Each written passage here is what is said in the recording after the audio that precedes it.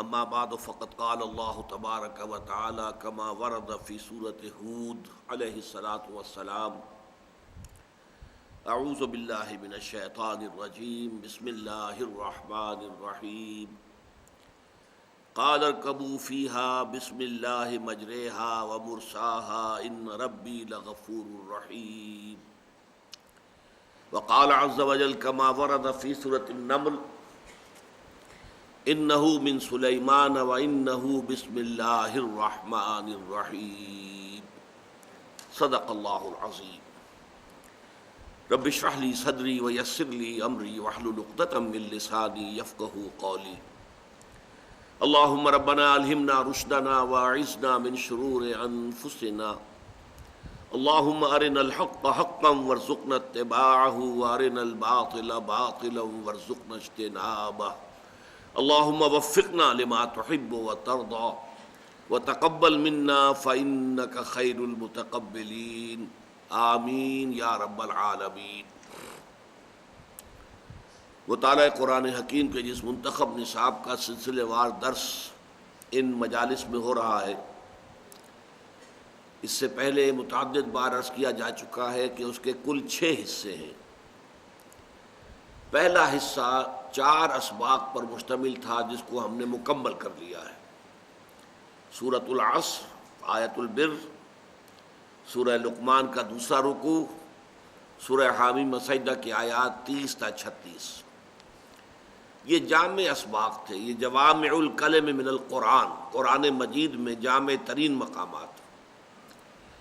اب اس کے بعد جو 4 شرائط نجات بیان ہوئی ہیں سورۃ العصر میں، ان میں سے ایک ایک پر ذرا تفصیلی مباحث آئیں گے۔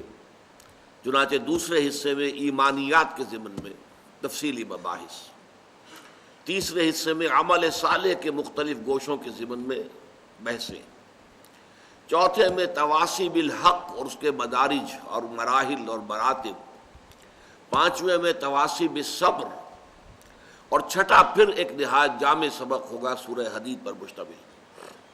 تو آج ہم اللہ کے نام سے جو دوسرا حصہ ہے شروع کر رہے ہیں، جس کا تعلق ہے ایمان کے مباحث سے۔ اس میں پہلا سبق جو ہے وہ آیت بسم اللہ اور سورہ فاتحہ پر مشتمل ہے۔ آیت بسم اللہ پر سب سے پہلے ہمیں گفتگو کرنی ہے۔ اس آیت کے بارے میں اگرچہ ایک اختلاف ہے اور ہمیشہ سے ہے، قدیم ہے، پرانا ہے، کوئی جدید نہیں ہے۔ آیا یہ آیت ہر سورت کا حصہ ہے یا نہیں ہے؟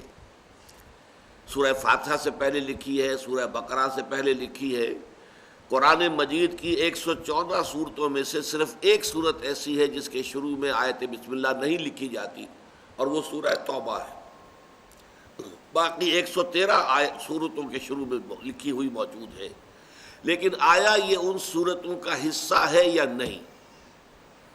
اس ضمن میں مدینہ منورہ، بصرہ اور شام کے جو قراء تھے، قاری حضرات، اساتذہ قراءت، ان کی رائے یہ ہے کہ یہ کسی صورت کا حصہ نہیں ہے، بلکہ صرف بطور علامت، فصل کے طور پر، کہ یہاں سے ایک نئی صورت شروع ہو رہی ہے، یا ان 2 صورتوں کے مابین یہ ایک نشانی ہے فصل کی، اس کے طور پر درج ہے۔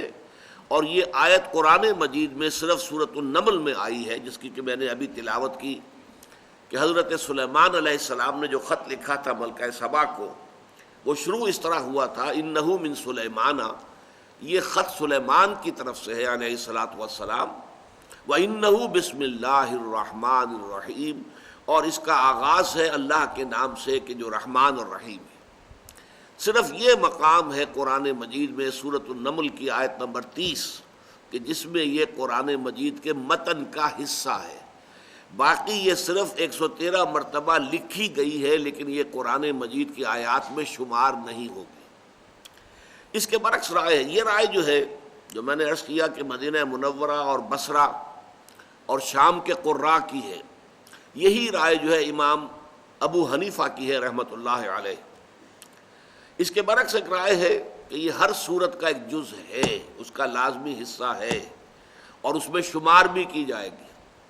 یعنی جب سورہ فاتحہ پڑھیں گے تو تو بسم اللہ الرحمن الرحیم آیت نمبر 1 ہو گئی، الحمدللہ رب العالمین آیت نمبر 2 شمار ہوگی۔ یہ دوسری رائے ہے کہ جو کوفے کے قراء جو تھے ان کی رائے ہے، اور یہ مکہ مکرمہ کے قراء کی رائے بھی ہے اور کوفے کی رائے ہے، اور یہی رائے امام شافعی کی ہے رحمۃ اللہ علیہ۔ اب اس سے 2 نتیجے نکلتے ہیں، صرف علمی طور پر کہ قرآن مجید کی آیات کی تعداد کے ضمن میں بہت بڑا فرق واقع ہو جائے گا۔ 113 کا فرق تو یہی ہو گیا، آیا 113 مرتبہ آیت بسم اللہ شمار کی جائے گی یا نہیں کی جائے گی؟ کریں گے تو 113 تعداد بڑھ جائے گی، نہیں کریں گے تو گھٹ جائے گی۔ اور دوسرا فرق جو ہے عملی پیدا ہوتا ہے وہ نماز کے اندر، کہ جب امام شروع کرتا ہے جہری قرات، تو جو امام ابو حنیفہ کے پیروکار ہیں یا مدینہ منورہ اور بصرہ اور شام کے جو قراء ہیں ان کے پیروکار ہیں، وہ آیت بسم اللہ جو ہے وہ خاموشی سے پڑھتے ہیں۔ جہری قرات شروع ہوتی ہے الحمدللہ رب العالمین، اس لیے کہ ان کی رائے میں سورہ فاتحہ شروع وہاں سے ہوتی ہے، آیت بسم اللہ سورہ فاتحہ کا جز نہیں ہے۔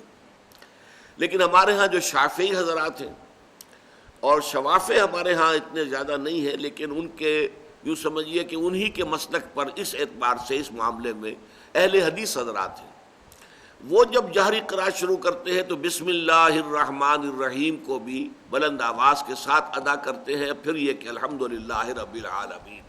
تو یہ ایک عملی فرق بھی واقع ہو جاتا ہے نماز کی ادائیگی میں، جبکہ نماز باجماعت ادا کی جا رہی ہو تو جہری رکعت کے اندر قرات کا آغاز آیت بسم اللہ سے ہوگا یا الحمدللہ رب العالمین سے ہوگا۔ اس کی بنیاد اس اختلاف پر ہے جو میں نے آپ کو بتا دی۔ یہ آیت جو ہے اپنے مفہوم کے اعتبار سے بڑی قدیم ہے، اس لیے میں نے آپ کو سورہ ہود کی آیت سنائی ہے کہ جب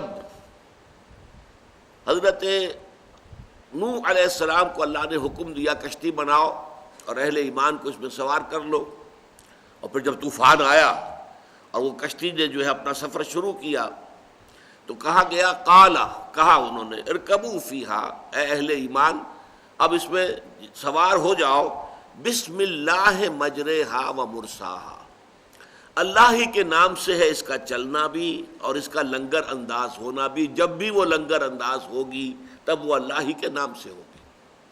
اور اسی طرح جیسا کہ میں نے آپ کو بتا دیا سورہ نمل میں حضرت سلیمان نے خط لکھا تو انہو من سلیمان انہو بسم اللہ الرحمن الرحیم، پوری آیت جو کہ تو اس خط کے اندر موجود تھی۔ تو اس سے اندازہ ہوتا ہے کہ یہ مضمون بہت قدیم ہے، اور یہ بات کہ جو کام بھی انسان شروع کرے وہ اللہ کے پاک نام سے شروع کرے۔ اللہ کے پاک ناموں میں یہاں پر 3 جمع کیے گئے ہیں، اللہ، رحمان، رحیم۔ چنانچہ اس پہلی نشست میں آج انشاءاللہ ان 3 ناموں پر گفتگو ہوگی۔ پہلے یہ بات سمجھ لیجئے کہ اس سے برکت کا حصول بھی مقصود ہے۔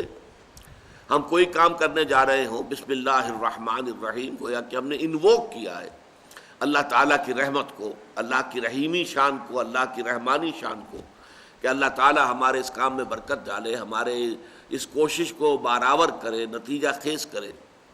پھر اس میں یہ کہ جس شخص کو یہ عادت ہو جاتی ہے اس کے لیے ایک طرح سے یہ ایک انتباہ بھی بن جاتا ہے کہ کوئی کام شروع کرنے سے پہلے کوئی بھی کام تھا اور اس وقت اس کو شعور نہیں تھا کہ یہ کام جو میں کرنے چلا ہوں جائز بھی ہے کہ نہیں ہے، صحیح بھی ہے کہ نہیں ہے، لیکن جب کہے گا بسم اللہ الرحمن الرحیم تو اچانک چونک جائے گا کہ میں جو یہ کام کرنے چلا ہوں یہ تو اس اللہ کے حکم کے منافی ہے، یہ تو در حقیقت حرام ہے، ناجائز ہے، لہذا اس پر تو بسم اللہ الرحمن الرحیم گویا کہ بالکل اس کی متضاد کی حیثیت رکھتی ہے۔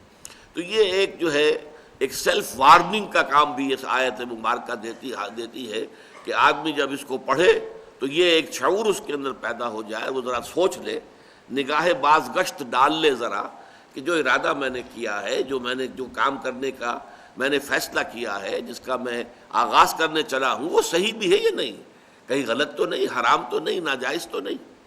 تو اس اعتبار سے ہر کام سے پہلے آیت بسم اللہ کا پڑھنا، ہر نیک کام سے پہلے تو لازماً، لیکن جب یہ عادت بن جاتی ہے تو پھر انسان ہر کام سے پہلے پڑھتا ہے، اور اس میں ایک طرح کی وارننگ جو ہے وہ اس کے لیے حاصل ہو جاتی ہے۔ اب آئیے اللہ تعالیٰ کے نام سے کہ جو رحمان ہے اور رحیم ہے، اس آیہ مبارکہ میں اللہ تعالیٰ کے 3 نام آئے ہیں۔ اللہ، اگرچہ اس سے پہلے ہمارے جو بھی اسباق ہو چکے ہیں 4، ان میں یہ لفظ آ چکا ہے، بار بار آیا ہے، لیکن میں نے اس کی وضاحت جو ہے اس کو اپنے ذہن میں مؤخر کیا ہوا تھا اسی درس کے لیے کہ آیت بسم اللہ کا درس ہوگا تو پھر یہ کہ وہاں تفصیل سے ان تینوں ناموں کے بارے میں بحث کی جائے گی۔ اللہ، الرحمن، الرحیم، 3 عظیم نام ہیں اللہ تعالیٰ کے۔ اللہ کے بارے میں یہ جان لیجئے کہ ایک اختلاف ہے۔ ایک رائے یہ ہے کہ یہ اسم جامد ہے، اسم علم ہے، یہ کسی مادے سے نکلا ہوا نہیں ہے، مشتق نہیں ہے۔ مشتق کہتے ہیں جو کسی لفظ علم سے، عالم، معلوم، یہ مشتقات ہیں۔ علم کے مادے سے یہ لفظ نکلتے چلے آ رہے ہیں، علم سے عالم، معلوم، معلومات، علامہ، متعلم، معلم، یہ سب مشتق ہے۔ مادہ کیا ہے؟ عین لام میم۔ تو ایک رائے یہ ہے کہ نہیں، جو اسم علم ہوتے ہیں، جو علامت کے طور پر اشخاص کے نام رکھ دیے جائیں یا جگہوں کے نام، اب لاہور کا نام لاہور ہے تو یہ کسی سے نکلا ہوا نہیں ہے، لاہور ہے بس، اس میں جامد ہے، یہ اس میں مشتق نہیں ہے، یہ کسی اور لفظ سے نکلا ہوا نہیں ہے، یہ تو اس میں علم ہے۔ تو ایک رائے یہ ہے اللہ تعالیٰ کا اسم ذات ہے اور اسم جامد ہے، اور یہ در حقیقت مشتق نہیں ہے، اسم علم۔ ایک رائے یہ ہے، اور خاص طور پر ہمارے جو صوفی حضرات ہیں ان کا خاص طور پر ادھر رجحان ہے، وہ اس کو اللہ کا اسم ذات سمجھتے ہیں، اس کے نقش بناتے ہیں، اس نقش کے اوپر توجہ مرتکز کرتے ہیں، میڈیٹیٹ کرتے ہیں، خاص طور پر لفظ اللہ کے اوپر۔ اس حوالے سے چونکہ ہمارے ہاں تصوف کے جو اعمال ہیں، جو اوراد اور جو مراقبے ہیں، ان میں اس لفظ کو بہت اہمیت حاصل ہے، لہذا ان کی رائے یہ ہے کہ یہ اسم جامد ہے، اسم علم ہے، یہ مشتق نہیں ہے۔ ویسے یہ کہ یہ اسم جامد ہے یا نہیں، اسم علم ہے یا نہیں، لیکن ایک بات بالکل واضح ہے کہ یہ اسم علم کے طور پر بیہیو کرتا ہے۔ یا اللہ ہم کہتے ہیں، اگر یہ الالہ ہوتا جیسا کہ دوسری رائے ہے تو یا ایھا اللہ کہنا پڑتا، ایھا ایڈ کیے بغیر ہم نہیں کہہ سکتے تھے، اس لیے یہ یا اللہ جب ہم کہتے ہیں تو اس سے ثابت ہوتا ہے کہ یہ اس میں ذات ہے، واللہ عالم۔ دوسری رائے کیا ہے؟ دوسری رائے یہ کہ یہ الہ سے بنا ہے، جیسے اللہ کے باقی تمام نام جو ہیں وہ بھی اللہ تعالیٰ کے صفاتی ناموں پر الف لام داخل ہو جائے تو وہ نام بن جاتا ہے۔ علیم، علیم، صاحب علم ہستی، العلیم، یہ اللہ کا نام ہو گیا، وہ ذات جس کا علم کامل ہے، ابدی ہے، ازلی ہے، مطلق ہے، ذاتی ہے، یہ ساری بحثیں ہم کر چکے ہیں حقیقت و اقسام شرک کے ضمن میں۔ تو یہ العلیم، قدیر اللہ کی صفت ہے، قدیر، القدیر، رحیم، الرحیم، الف لام لگنے سے وہ نام بن جاتا ہے۔ اسی طرح الہ سے الف لام ایڈ ہوا ہے، الالہ، الالہ میں سے بیچ کا الف نکل گیا، دونوں لام جڑ گئے، اللہ۔ یہ ہے گویا کہ اس میں باری تعالیٰ کی گویا کہ گرامر کے اعتبار سے، لغت کے اعتبار سے یہ الہ پر الف لام داخل ہو کر بنا ہے۔ اب یہ کہ یہ الہ کا مادہ کیا معنی دیتا ہے، جیسے میں نے عرض کیا علم یہ مادہ ہے، اس مادے سے کیا کیا معنی نکل رہے ہیں اور اس کے مطابق الفاظ ڈھلتے چلے جاتے ہیں۔ تو یہ جو الف لام ہے کا مادہ ہے، اس کے کیا کیا مفہوم ہے؟ دیکھیے، ایک مفہوم ہے جیسے کہ کوئی کہے گا علیہ الفصیل الی امہ،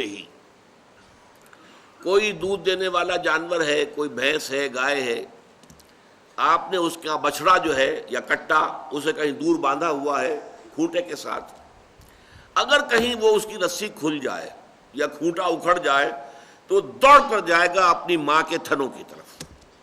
یہ ہے علیہ الفصیل الی امہ، وہ بچہ جسے کہ ماں سے جدا کیا ہوا تھا، اس کو باندھا ہوا تھا علیحدہ، ماں علیحدہ بندھی ہوئی تھی، وہ بچہ علیحدہ بندھا ہوا تھا، وہ اگر چھوٹ گیا تو بجلی کی طرح دوڑے گا، وہ جائے گا علیہ الفصیل، گویا کہ انسان بے اختیار دوڑے کسی ہستی کی طرف، یہ ہے علیہ۔ اس معنی میں اس لفظ کے اندر جو مفہوم ہے وہ عوام الناس کا جو تصور ہے اللہ کا، تکلیف میں اللہ کو پکارنا، حاجت میں اللہ کو پکارنا، مصیبت میں اللہ کو پکارنا، کوئی بھی اس قسم کی صورتحال پیش آ جائے تو جیسے وہ ماں سے بچھڑا ہوا بچہ جو ہے وہ دوڑتا ہے ماں کی طرف، ایسے ہی یہ بندہ لپکتا ہے اللہ کی جانب، اللہ کی رحمت کی دعائی دیتا ہے، اللہ سے حاجت روائی کی درخواست کرتا ہے، اللہ سے رزاقی کا حوالہ دیتا ہے، پروردگار میں بھوکا ہوں، میرے لیے رزق کا بندوبست فرما۔ یہ گویا کہ علیہ الفصیل و الی امہ، اس سے جو مفہوم بنتا ہے یہ عوام الناس کا تصور الہ یہی ہے۔ اس سے بلندتر سطح پر عوام الناس کی اپروچ نہیں ہے، وہ میں بھی بعد میں آپ کو بتاؤں گا۔ اس کے علاوہ یہ ایک رائے یہ ہے کہ یہ ولاہ سے بنا ہے، ولاہن سے الہن بن گیا ہے، جیسے کہ وحدن سے احدن بن گیا ہے۔ واو اور الف جو ہے یہ حروف علت کہلاتے ہیں، الف واو اور یہ، اور یہ ایک دوسرے کی جگہ عدلتے بدلتے رہتے ہیں، تو ولاہن سے الہ بن گیا۔ اور ولہ ہم اردو میں بھی جانتے ہیں، والہانہ محبت، والہانہ محبت، بے انتہا محبت، والہانہ محبت، یہ تصور الہ ہے صوفیاء کا۔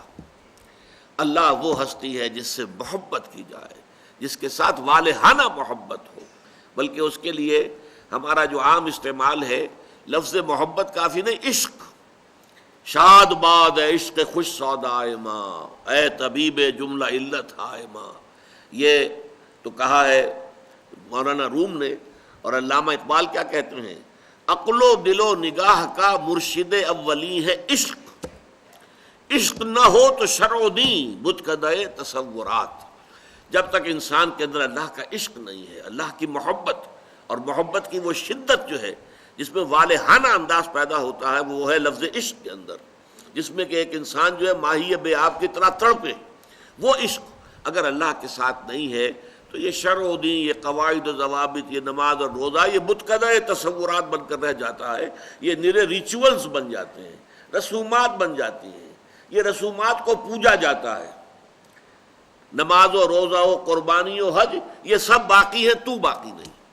تو صوفیاء کرام کا جو تصور ہے وہ یہ ہے کہ وہ ہستی جو محبوب ترین ہستی ہے وہ ہے الہ، اور اسی سے بنا اللہ، وہ ہستی کے جو واقعتاً کائنات میں محبوب ترین ہے۔ تیسری رائے یہ ہے کہ یہ لاہ یلوہ سے بنا ہے، اور عام طور پر عربوں کے استعمال میں لاہ، اللہم نہیں کہتے، لاہم، لاہم، لاہم، اس میں پہلے شروع میں الف نہیں ایڈ کرتے تھے، اے اللہ لاہم۔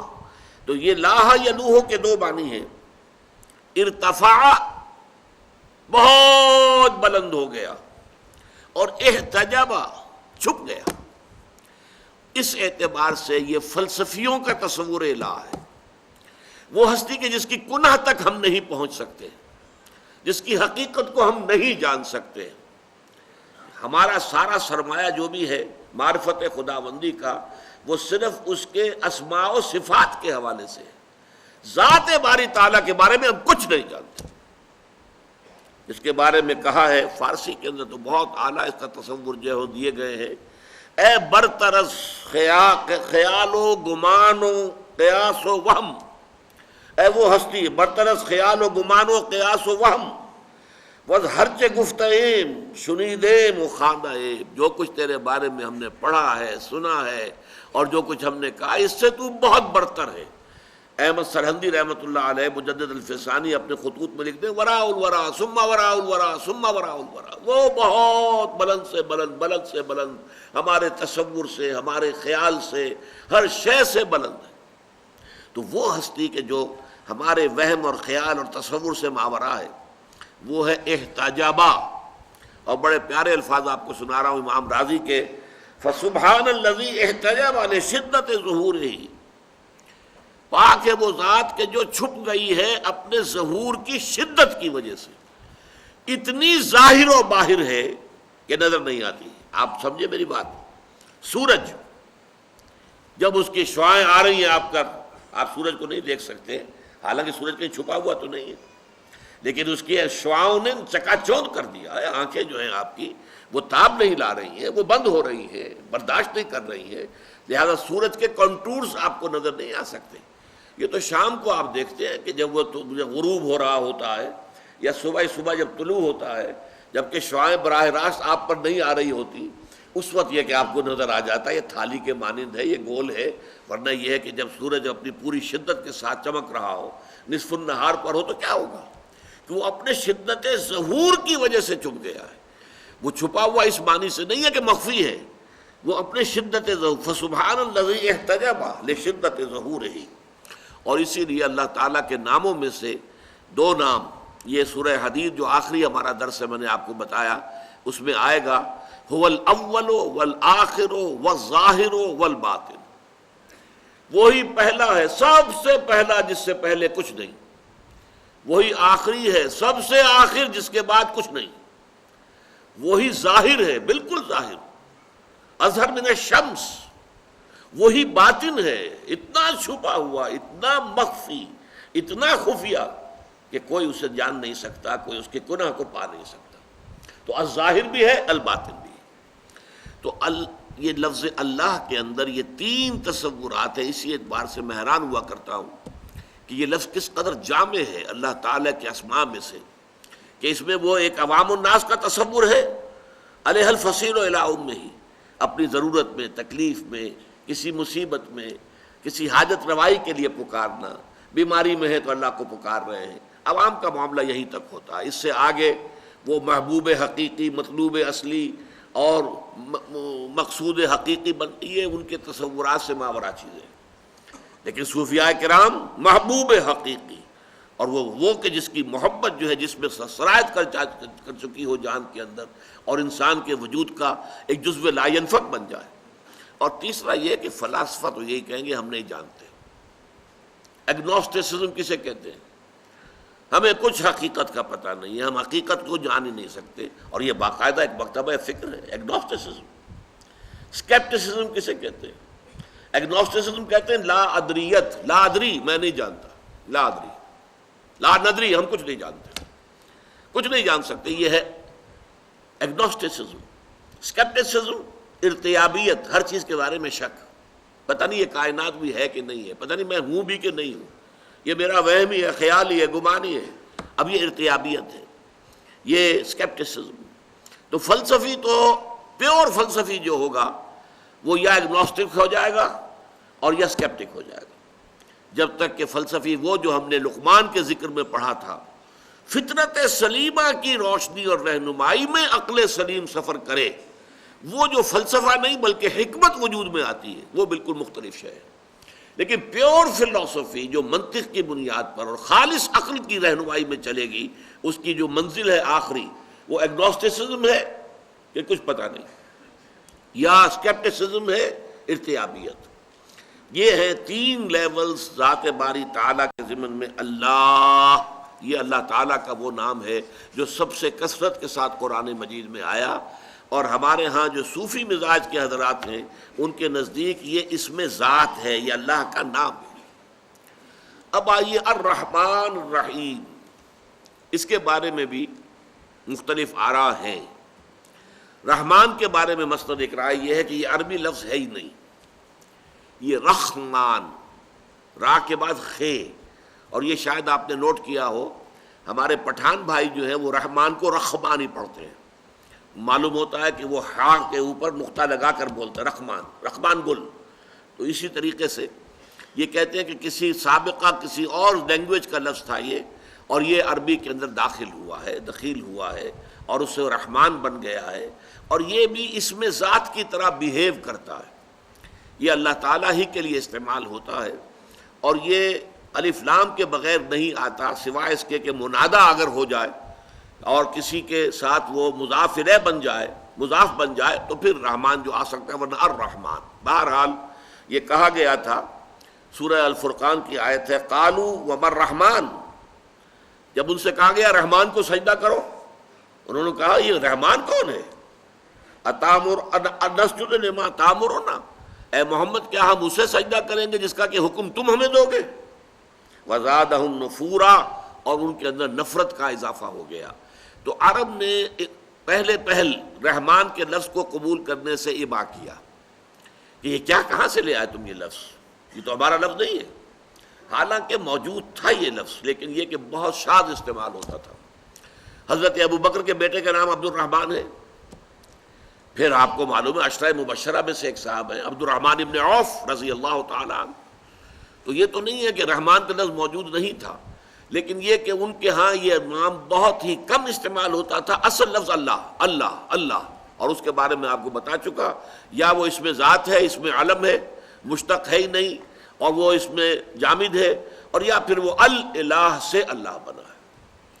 الرحمن الرحیم کے بارے میں دوسری رائے یہ ہے کہ یہ دونوں لفظ عربی ہیں، اصل ہے، اور اللہ تعالیٰ کی صفت رحمت کی دو شانوں کو ظاہر کرتے ہیں۔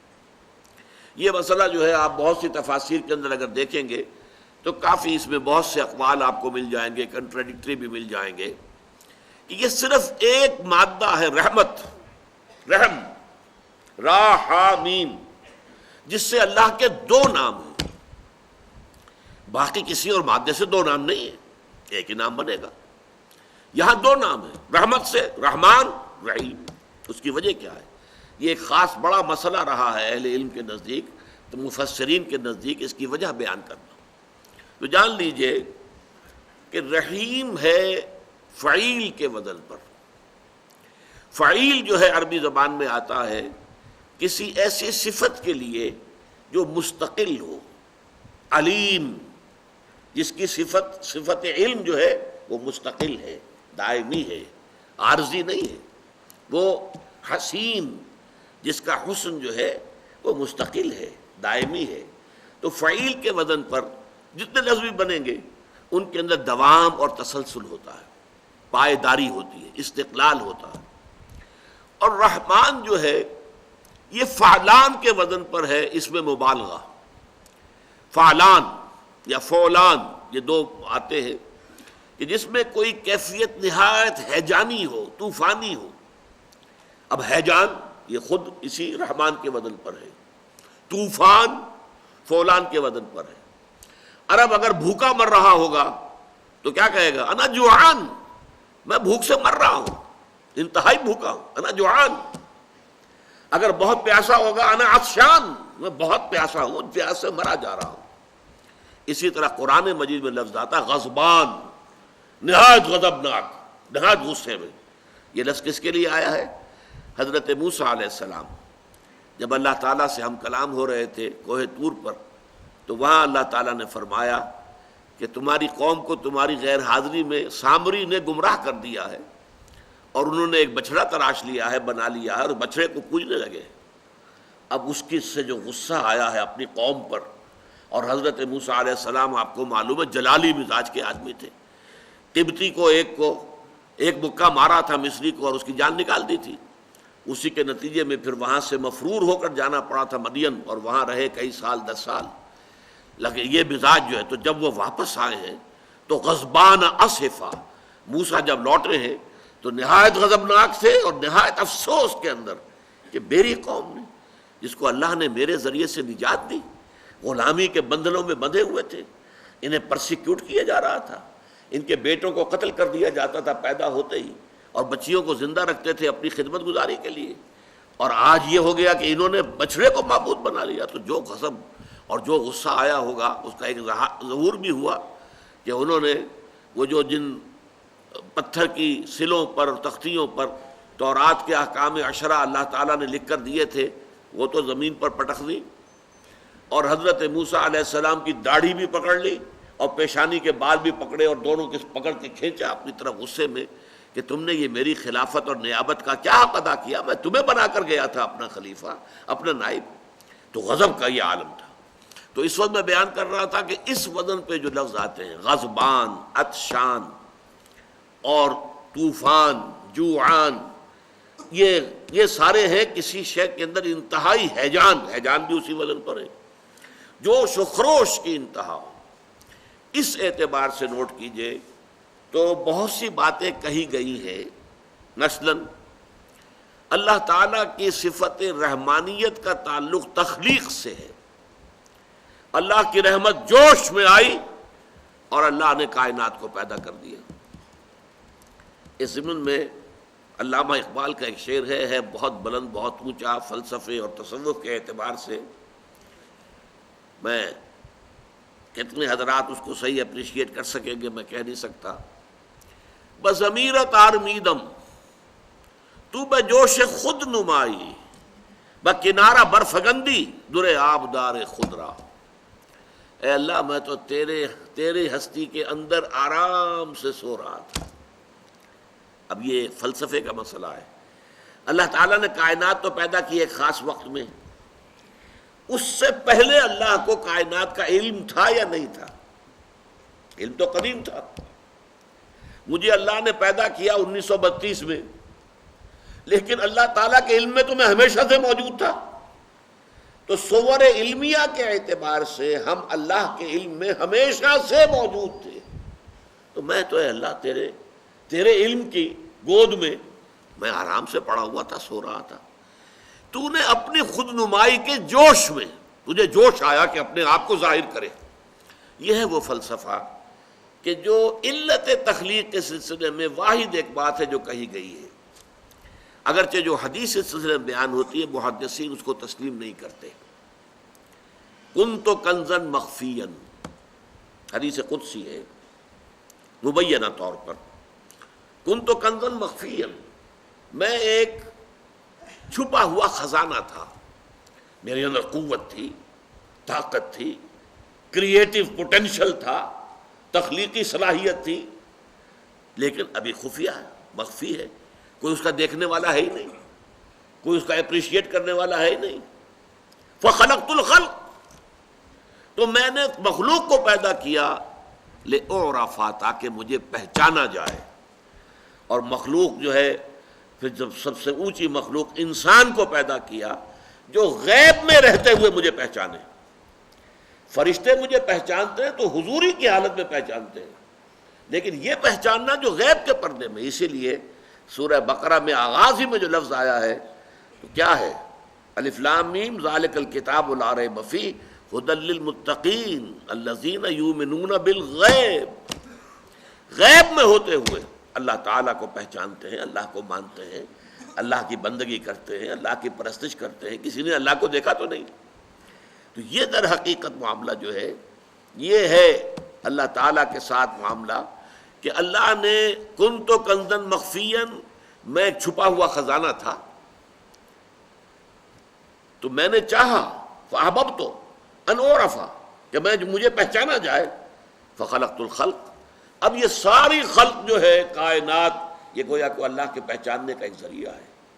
اس کی قدرت کا اندازہ کرو جس نے اس کائنات کو پیدا کیا، جس کی آخری حدیں ہمیں آج تک معلوم نہیں. وہ ہبل ببل کوئی کتنی ہی آپ 100 گنا ہبل ببل سے بڑی اور کوئی اگر آپ ٹیلیسکوپ بنا لیں گے تب بھی آپ اس کائنات کا سرا نہیں دیکھ سکتے.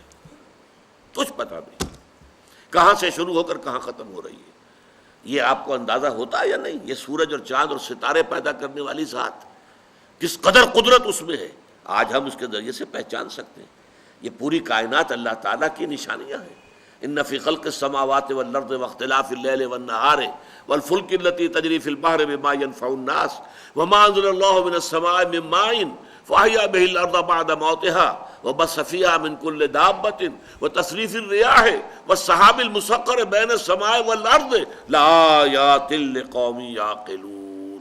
یہ تمام فینومینا آف دی نیچر ایک آیت میں جو جمع کر دیے گئے ہیں، آسمان اور زمین کی تخلیق میں، رات اور دن کے الٹ پھیر میں، اور یہ جو اللہ تعالیٰ آسمان سے بارش برساتا ہے اور یہ اس کے ذریعے سے زمین میں سے فصل نکالتا ہے، یہ سارے ہواؤں کا چلانا، بادلوں کا چلنا، یہ سحاب جو آسمان اور زمین کے درمیان مسخر، یہ سب اللہ کی آیات ہیں. ان کے ذریعے سے ہم اللہ کو پہچانتے ہیں. تو کنت کنزن مخفیا، میں عرض کر چکا ہوں محدثین اس حدیث کو تسلیم نہیں کرتے.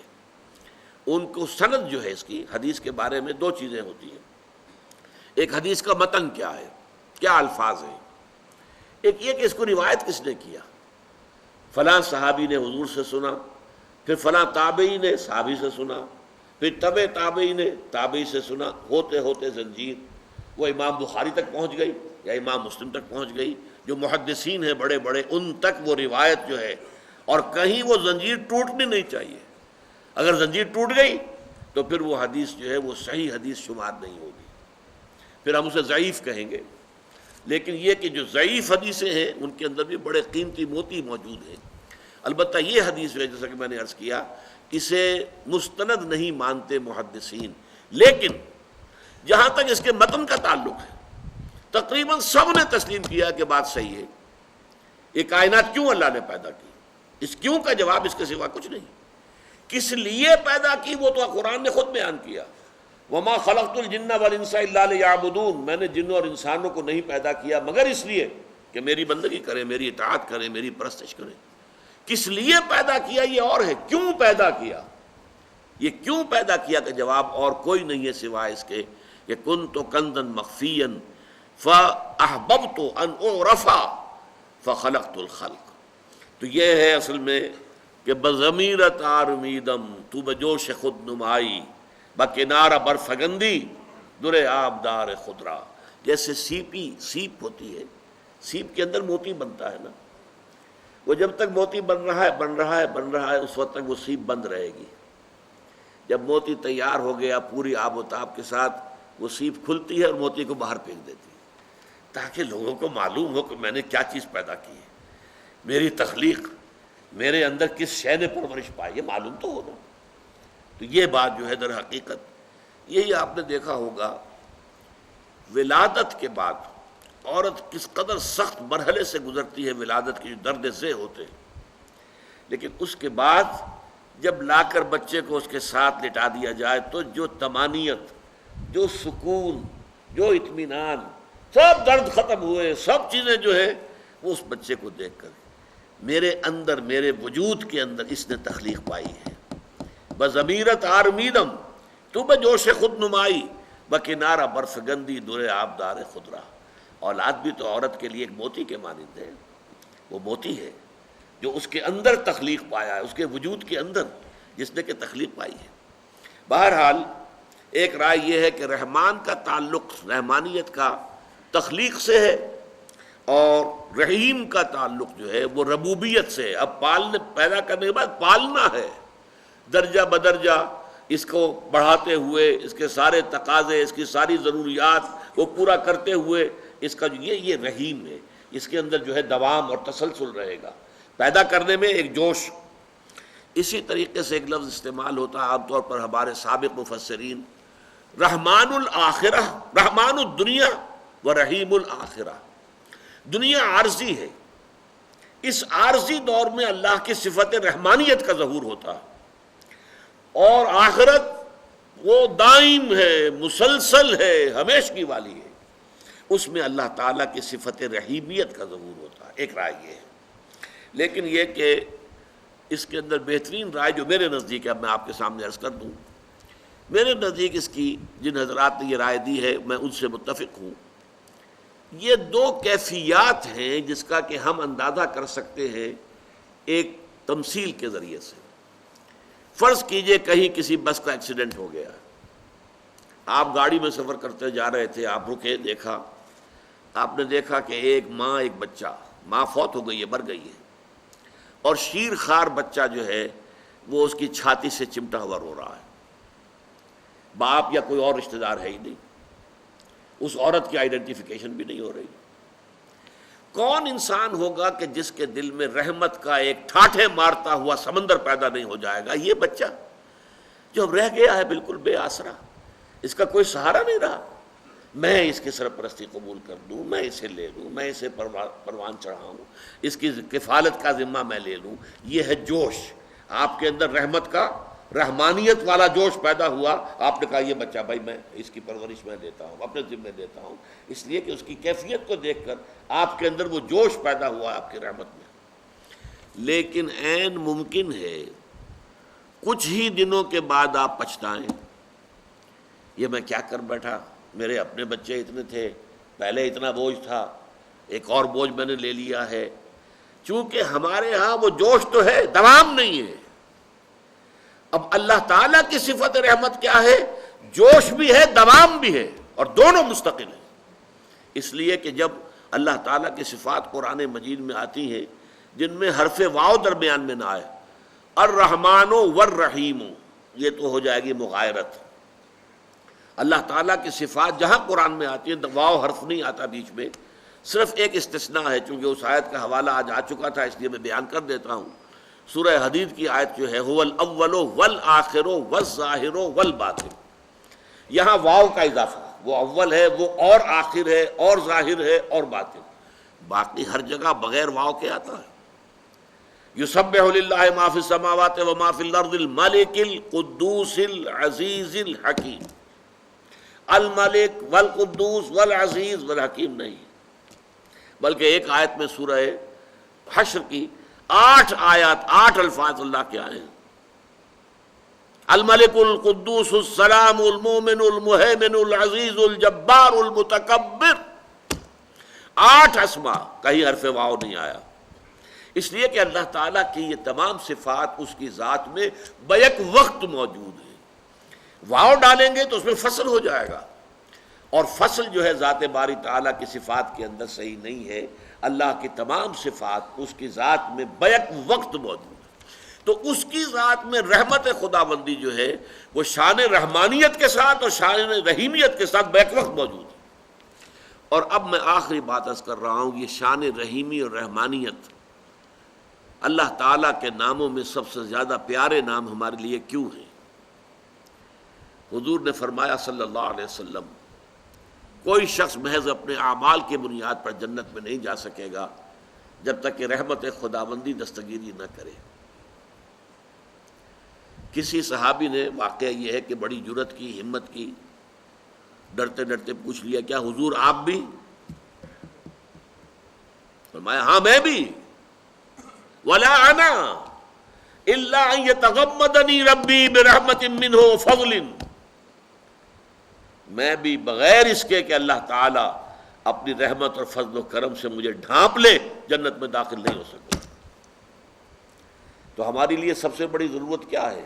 اللہ کی رحمت۔ یہی وجہ ہے سورہ رحمان، الرحمن علم القرآن، جو عروس القرآن جسے کہا ہے حضور نے، سورہ رحمان کو حضور نے فرمایا سورۃ الرحمن عروس القرآن۔